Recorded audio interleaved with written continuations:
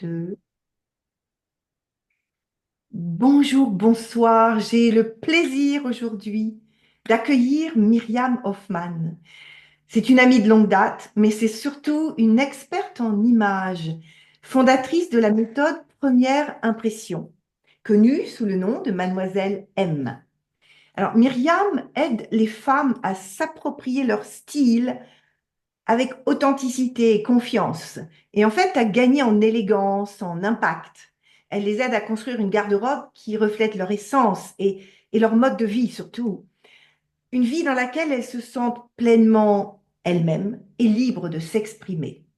Sa méthode repose sur la valorisation de nos atouts naturels. L'harmonie des couleurs, un style aligné à notre identité. Dans cet entretien que j'avais vraiment envie de vous proposer, nous allons parler d'un sujet essentiel. Vous savez que mon sujet, c'est le leadership des femmes, que j'accompagne des femmes à des hauts niveaux et que même à des hauts niveaux, parfois, elles ressentent un inconfort, un syndrome de l'imposteur. Et plus on a creusé, plus on s'est rendu compte qu'une partie de l'expression de ce syndrome peut se traduire dans un manque d'aisance sur leur image, leur posture autant que leurs vêtements. Alors, on va parler d'un sujet essentiel. Si vous êtes intéressé par le sujet, c'est quoi? L'impact du style sur notre confiance, notre posture et même notre leadership. Trop souvent, le vêtement est perçu comme un détail, alors qu'il peut être un levier puissant d'affirmation, d'influence. Comment trouver son style authentique et en faire un véritable atout au quotidien et dans notre vie professionnelle? C'est ce que nous allons découvrir ensemble dans cet échange inspirant. Myriam, merci d'être avec nous. Est-ce que tu as quelque chose à ajouter sur ma présentation? Non, c'était parfait. Dites comme à ton habitude, ravie de ton invitation. Merci de m'inviter et je suis prête à répondre à toutes tes questions et plus. Mais oui, non, tu as bien synthétisé le fait que l'image est notre carte de visite, visuelle en tout cas, et que on néglige souvent, je dirais, la puissance de l'élégance et l'impact de l'image pour donner encore plus de force à notre message. Et que souvent, les personnes qui nous rencontrent pour la première fois, ou même pas parfois d'ailleurs, hein, eh bien, en fait, ils vont poser leurs attentes vis-à-vis de nous par rapport aux premières secondes qu'ils ont, qu'ils se font de nous par rapport à notre image. C'est-à-dire que si on a une image qui fait waouh, on se dit waouh, c'est qui cette personne?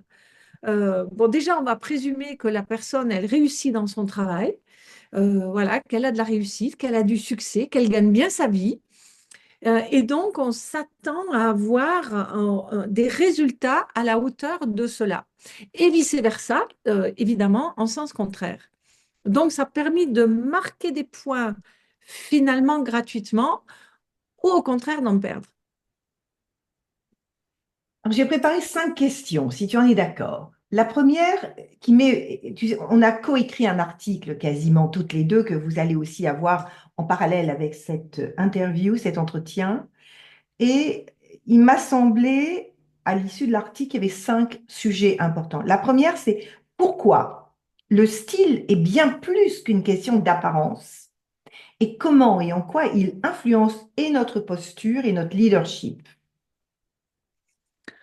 Bah, en fait, je crois que le fait qu'on pense qu'il est superficiel, frivole, éphémère, etc., est tellement ancré dans tout, en fait, tu vois, puisque si tu prends le dictionnaire, tu as une quantité phénoménale de proverbes qui nous disent que les apparences sont trompeuses. Donc, on est baigné depuis toujours dans cette dimension-là de penser que ça n'a pas d'importance, etc., etc. Et donc, ben forcément, le style n'est pas important, alors qu'en réalité, il est une expression de qui nous sommes, de même que notre langage verbal, non verbal, notre attitude, notre posture, etc., etc. c'est indécorrélable, quelque part, j'ai envie de dire, de l'image justement qu'on projette. Et bah, l'image, c'est le style aussi en premier lieu. C'est ce qu'on voit, notre image visuelle parle avant qu'on ait eu plus le temps de s'exprimer. Et il faut pas penser, il faut arrêter de penser, pour les personnes qui ne nous connaissent pas, que ce qui est à l'intérieur de nous se voit à l'extérieur, et même pire encore, que ce qu'on voit à l'extérieur matche ce qu'il y a à l'intérieur. Parce qu'au final, il faut se dire que notre image, c'est ce que les gens disent de nous dans notre dos. Tu vois? Donc, autant faire en sorte que ben, ça soit positif, en notre faveur, et que ça parle bien de qui nous sommes, plutôt que ça parle à côté ou mal, ou pas dans le sens où on voudrait que ça aille. Oui, et quand on parlait de posture, c'est aussi, la posture, c'est quelque chose qui est un accord entre ce que l'on ressent dedans et ce que l'on émane. Et quand on a choisi un style qui nous correspond, on peut presque s'en détacher. C'est-à-dire que Absolument. d'autant plus être soi-même qu'on n'est plus dans le souci du paraître. Et maîtriser cette première phase, c'est très important. Tu sais, je vais faire un parallèle. Moi, je suis artiste aussi dans ma vie. J'ai été formée par les maîtres du Quattrocento. Tu l'as vu quand tu es venu à l'atelier. Et on m'a appris à Je l'ai lu construire dans les ton formes. livre, Edith. Et dans ton livre aussi, mais tu l'as vu quand tu venais dans mon atelier d'art. Quand on a appris la construction orthogonale, les nombres d'or en art, on peut s'en détacher totalement les étoiles ont une force particulière. Et je pense que c'est pareil. Maîtriser les codes de notre style, de notre vêtement par rapport à notre corps, notre façon d'être, notre façon. Après, on s'en libère et on peut être vraiment quelque chose de plus. Et il est Oui, toujours important de maîtriser les fondamentaux pour s'en libérer et être libre. Ouais. complètement. C'était d'ailleurs Picasso, hein, qui disait maîtriser les règles comme un pro pour les briser comme un artiste. Et toi qui as travaillé chez Yves Saint-Laurent, qui disait, je sais qu'il a un proverbe que j'ai plus en tête, mais qui dit que l'élégance, voilà, l'élégance ne serait-elle pas l'oubli de ce que l'on porte? Ben, c'est exactement ça. C'est-à-dire avoir fait un travail sur soi en amont, parce que souvent les personnes, en réalité, tu vois, c'est là que c'est un leurre, justement parce qu'on fait un raccourci avec le fait que c'est facile, puisque ça ne s'apprend pas, puisque c'est léger, puisque c'est superficiel. Et donc, on pense que les gens qui ont une élégance, qui sont bien habillés, c'est inné. Mais non, il y a tout un travail derrière. Et ce travail, il se fait en amont. Et puis, une fois qu'il est fait, le matin, une fois qu'on sort de chez soi, là, on oublie. On oublie. Moi, je l'ai vécu quand je suis rentrée chez Saint-Laurent, où il y avait des codes très, très forts. Quand j'allais au studio Saint-Laurent, on voyait Monsieur Saint-Laurent, et j'avais pas ces codes. Et je les ai vraiment appris au contact d'eux. Et ça allait vers finalement un classicisme, une élégance, une sobriété, à partir de Mm, laquelle tout était possible. mm, La deuxième question qui me semblait importante, on a vécu tous la pandémie. Et la pandémie a changé les codes. Est-ce que mm. tu as observé une façon, une évolution dans la manière dont les femmes abordent leur style, leur posture vestimentaire depuis la pandémie? Oui. Alors, je dirais qu'il y a deux courants, on va dire. Il y en a un qui indéniablement a amené une décontraction dans le vêtement, c'est-à-dire que les gens ont passé des mois et plus en tenue décontractée ou en tenue, vous savez, je suis bien habillée pour Zoom en haut, mais en bas, je suis en pyjama et en pantoufles, quoi. C'est Tu vrai. vois? Ouais. Voilà. Donc, il y a eu véritablement cette cassure et il y a une certaine difficulté, puisque tu vois, on voit que le vêtement de sport gagne de plus en plus de place. Enfin, on est vraiment dans une décontraction assez importante. Donc ça, c'est ce qui se passe dans la réalité et après, dans la mode. C'est un tout petit peu différent et je pense que le fait que tu sais que la mode est toujours un peu précurseur des tendances, et bien, en même temps, il y a un ras-le-bol, c'est-à-dire de se dire, oui, OK, on est confortable, mais un peu de peps, un peu de dynamisme, un peu de structure, un peu de business. Et c'est pour ça que dans la mode, depuis quelque temps déjà, on revoit l'apparition des tailleurs jupes, des tailleurs pantalons, etc., etc. Mais ce n'est plus, tu sais, le style des années 80, 90, 2000 à la Mugler, etc. On est dans quelque chose d'un petit peu plus soft, je dirais. Donc oui, et alors la particularité, je dirais, ce qui complexifie, c'est que du coup, on pense que les dress codes, tu vois, et ce qu'on peut apprendre sur l'image de soi en entreprise ne s'appliquent que à certains, comment dirais-je, à certains registres professionnels. C'est-à-dire que les personnes qui ont besoin d'apprendre, c'est simplement celles qui ne savent pas s'habiller, c'est-à-dire celles qui viennent, tu vois, dans un registre très décontracté. Ou alors, à l'opposé, l'autre croyance, c'est de penser, oui, mais ça, c'est bon pour les gens qui sont en costard-cravate, les autres, ils n'en ont pas besoin. Alors qu'en fait, non. Je veux dire, maîtriser son habillement, qu'on soit dans une situation sport chic, d'after work, ou qu'on soit dans une situation hyper stricte, eh bien, c'est important de ne pas tomber dans le cliché de se dire, bon, ben, de toute façon, chez moi, c'est décontracté, donc je peux venir en tongs, en vêtements de plage, de montagne ou de campagne, quoi. Tu vois? Et en fait, c'est une harmonie pour moi, c'est un équilibre à trouver entre le contexte, l'environnement, qui fait qu'on a quand même une image de soi à projeter qui va en effet envoyer les signaux nécessaires, et puis un bien-être intérieur qui fait qu'on se sent vraiment en cohérence, on se sent bien, on peut se sentir, on aime se sentir beau ou belle, on aime se sentir mis en lumière. Et c'est vraiment, c'est dans ce binôme, l'autre, l'extérieur, l'environnement, la contrainte, et ce que moi je ressens, qu'il faut trouver son vrai Oui, style, oui, sa vraie identité. absolument, Edith. C'est très vrai ce que tu dis. Très subtil, mais vrai. Et il y a la troisième question qui me vient, c'est aujourd'hui, quelles sont les erreurs, parce que tu as mentoré, coaché, accompagné des femmes depuis 20 ans, tu es vraiment une des précurseurs du métier, tu t'es formée à Londres très tôt, ça a été vraiment une épiphanie pour toi. Quelles sont les erreurs les plus courantes que tu as pu observer en matière d'image et comment est-ce qu'on peut y remédier de façon assez simple finalement? Alors pour moi, l'erreur la plus courante, c'est véritablement la plus fondamentale et la plus basique, c'est-à-dire de ne pas avoir conscience que son image parle pour soi. C'est-à-dire de penser que On ne regarde pas, en fait. oui, et puis voilà quoi, ce qui compte, c'est ma personnalité, c'est non. Pour moi, ça c'est la première, parce que de toute façon, tant qu'on n'a pas conscience de ça, c'est pas la peine de travailler sur son image puisqu'on ne s'y intéresse pas et que ce n'est pas un sujet de discussion quelque part. Donc, tant qu'on n'a pas pris conscience qu'il pouvait y avoir un problème ou que même s'il n'y a pas de problème, qu'on peut toujours améliorer, qu'on peut toujours véritablement avoir une image qui est vraiment pile poil raccord avec qui l'on est, le message que l'on a envie de faire passer, la posture qu'on doit.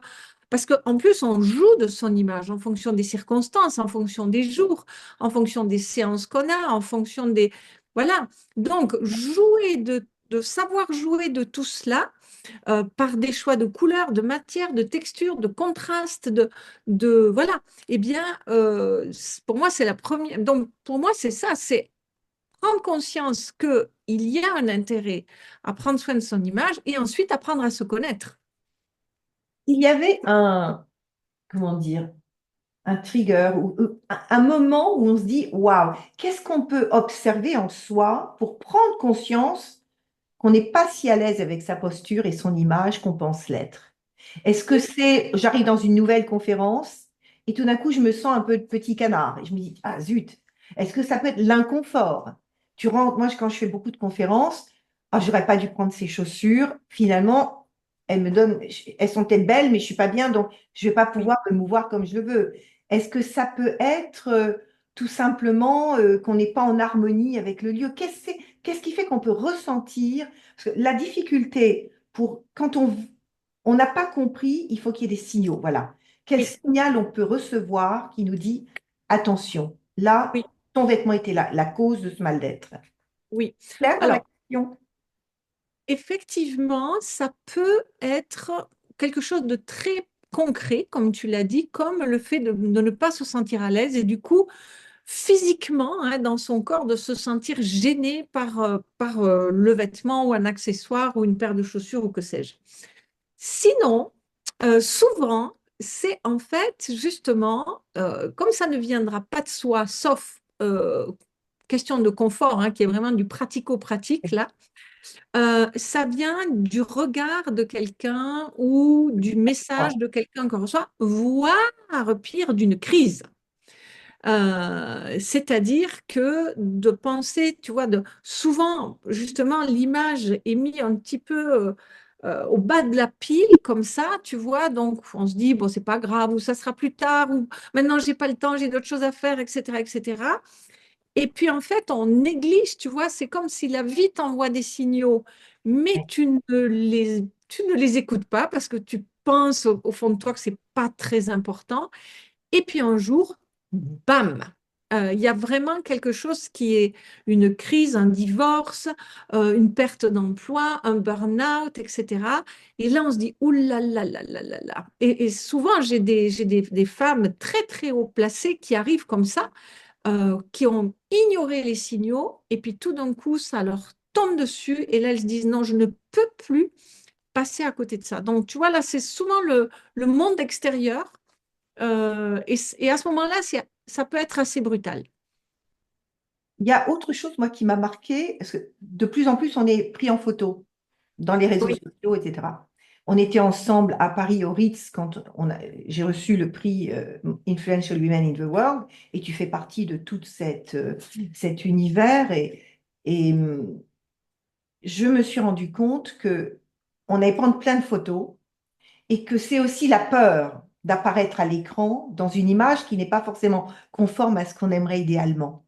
Et on est dans un monde d'images, que c'est vrai. quels que soient nos postes et nos fonctions, que ce soit dans le privé, on est très souvent maintenant en image. Et tout d'un coup, on voit la photo et dit, ah non, c'est pas possible. Et là, c'est intéressant de rembobiner, dire, OK, non pas pour l'image, mais pour ne plus ressentir ce décalage entre, oui, je m'en fiche, après tout, c'est pas très grave. Puis, ah oui, c'est ça l'image que je donne. Et Mhm. beaucoup de femmes me disent, ah là, je me suis vue en photo dans tel événement. Là, vraiment, elles me disent en riant, j'ai pris cher. Mais c'est un peu ça. Oui, Donc, c'est vrai que je n'ai pas mentionné cette dimension il est aujourd'hui omniprésente. technique, on va dire, mais oui, absolument. Tu as raison, absolument. On fait toutes des webinaires, des conférences. Et là, Oui, dans ce cas-là, on a vraiment un feedback qui est oui, dur, parce que la caméra, elle n'a pas d'amour, hein. c'est clair. Elle est là. Alors, j'avais préparé une question sur l'équilibre entre le confort et le style, mais quelque part, on l'a abordé. Mm. Donc, Mais pas- tu sais, la question néanmoins, Edith, est intéressante parce que, donc si tu me permets, pose-la parce que je trouve elle mérite une réponse pour les alors, personnes qui se posent des questions. beaucoup de femmes hésitent, et j'en fais partie, entre le style et le confort, surtout dans des contextes professionnels. Comment trouver l'équilibre idéal sans renoncer à son identité, entre je veux vraiment avoir de l'allure, moi j'adore les stilettos, mais je ne peux plus en porter, donc je n'en porterai plus, parce que sur le plan de confort, je ne peux pas. Puis le confort fait aussi qu'on aura une posture plus naturelle. Si on Tout à commence fait, à devoir se tenir pour ne pas, pour c'est ça. Perdre le l'équilibre. confort, c'est la garantie du bien-être. Le Oui. style, c'est la garantie d'une élégance, de quelque chose, et même d'une différence. Ne pas Mhm. être comme tout le monde. Donc, avoir Absolument. ce petit ingrédient de plus, cette couleur, ce bijou. Donc, voilà, l'équilibre entre le style et le confort pour se sentir à la fois bien et lumineux, lumineuse. Voilà. Alors, pour moi, dans ma conception des choses, et en tout cas dans ma conception personnelle et de ce que j'enseigne aux clients, il n'est pas envisageable de porter un vêtement dans lequel on n'est pas confortable. En revanche, ce qu'il faut faire, c'est tout simplement essayer des vêtements stylés, élégants, qui nous plaisent, pour lesquels on se dit, waouh, ça c'est magnifique. Et c'est à l'essayage qu'on va se dire, c'est confortable ou pas, parce que tant qu'on ne l'a pas essayé, on ne sait pas. Donc, ne pas hésiter à essayer et à l'essayage, on se rendra compte si oui ou non. Mais tant qu'on n'a pas essayé, on peut avoir des préjugés, se dire oui, mais ça, c'est pas confortable. Alors qu'en réalité, ça l'est et que parfois des vêtements a priori confortables ne le sont pas tant que ça parce que ça glisse, ça bouge, bref, voilà. ça limite d'ailleurs beaucoup d'achats en ligne où on n'essaye pas. Après, il faut les renvoyer, etc. C'est compliqué. Et ça m'amène à la cinquième question. Euh, quels sont les premiers pas simples et efficaces que tu recommandes à celles qui veulent améliorer leur image sans tomber dans le piège des dictates et de la surconsommation? Parce que ça aussi, c'est depuis, je dirais, depuis la Covid, avec Chine, avec tous ces groupes Temu, etc., on a vu qu'il y a une explosion de produits qui sont aux vêtements ce que la junk food est à l'alimentation et qui souvent ne nous vont pas, qu'on va jeter, on va pas les conserver parce que au troisième lavage, on va voir qu'ils sont complètement défaits, enfin bon, etc. Donc qu'est-ce qu'on les premiers pas simples et efficaces pour trouver son style sans tomber dans les dictats. Ça se fait aujourd'hui, j'ai vu l'image, je veux et pas possible. Mhm. Ben, en fait, c'est tout simplement de se connaître parce qu'aujourd'hui, dans cet océan de tout ce qui peut exister en termes de style, de prix, de tout ce qu'on peut imaginer dans la mode, c'est très facile de se perdre, surtout sous prétexte que c'est pas cher. Donc, il y a une pression phénoménale d'un point de vue consommation qui se joue dans ce sens-là. Donc, c'est d'abord de se dire en bonne âme et conscience, maintenant, j'arrête d'acheter en quantité pour acheter de la qualité. Je vais faire de ce que j'appelle du less is more. Et ça, pour pouvoir le faire bien, je dirais correctement, voilà, dans les règles de l'art, ça commence justement parce qu'on disait tout à l'heure, une fois qu'on a pris conscience, c'est de se dire, bon, maintenant, je vais aller chercher qu'est-ce qui me met exactement en valeur, mes couleurs, mes formes, mon style, et cela par rapport à mon mode de vie, par rapport à mon milieu socio-professionnel, culturel. Donc, on va prendre en compte et l'environnement et le budget et tout ça, et la personnalité de la personne et son physique et tout. Et on va mettre tout cela ensemble pour ensuite lui donner une espèce de mode d'emploi de vers quoi aller dans le respect de qui elle est le plus total. Tu sais, ça me fait penser à un parallèle un peu osé, mais quand on a envie de mincir, on va voir un diététicien qui nous dit, pendant 15 jours, vous allez noter tout ce que vous mangez. Et on va noter et on va observer. Si on prenait le temps de voir depuis 4 mois tout ce que j'ai acheté en vêtements et les prix, et on peut se rendre compte que souvent, on a dépensé des sommes goutte à goutte qui sont extrêmement importantes, dont peut-être 80% ne sera pas portable plus de 2, 3 fois, dont beaucoup sont décevants. Et peut-être qu'il faut commencer par un inventaire de là où réellement notre attention est déportée. On est sur Facebook, on est sur Insta, on est en permanence bombardé de pubs. Et ce que j'ai observé, moi j'ai fait le test il y a quelques temps, c'était quelques produits, j'ai voulu vraiment tester.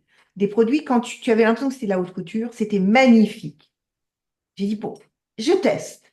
Et quand j'ai reçu, oui, ce sont des produits en photo qui sont magnifiques. J'avais l'impression que ça venait d'une boutique de Lyon. En fait, c'est fait en Chine. Ça arrive dans des sachets sous vide pour que ça tienne pas trop de place et mis dans ta boîte à lettres. C'est-à-dire, en plus, tout est tellement mensonger Oui, que il faut apprendre à décrypter ce que l'on nous envoie comme message. On doit réapprendre à lire les messages oui, qu'on nous envoie. C'est tellement mensonger. absolument. Ils vont choisir des images de style, des images magnifiques d'un produit. Quand tu le reçois, il n'y a pas de couture, etc. Donc, Hmm. c'est Mais oui, une c'est très discipline. pernicieux, il faut être très vigilant, ça c'est clair. Ouais. C'est clair et d'autant plus que dans un contexte comme ça, tu vois, ce qu'on met sur son dos, c'est quand même aussi un choix de société quelque part, hein. C'est pas Ouais. juste un choix esthétique, voilà, c'est une décision d'achat qui n'est pas anodine dans le sens éthique, humain, écologique et compagnie, quoi. Et ce qu'on jette repartira au Nigeria ou ailleurs, enfin, le monde qu'on va laisser derrière nous, il est quand même très impacté par tout ça. Mm. Absolument, absolument. C'est un véritable fléau, hein. Moi, je considère que c'est un vrai fléau.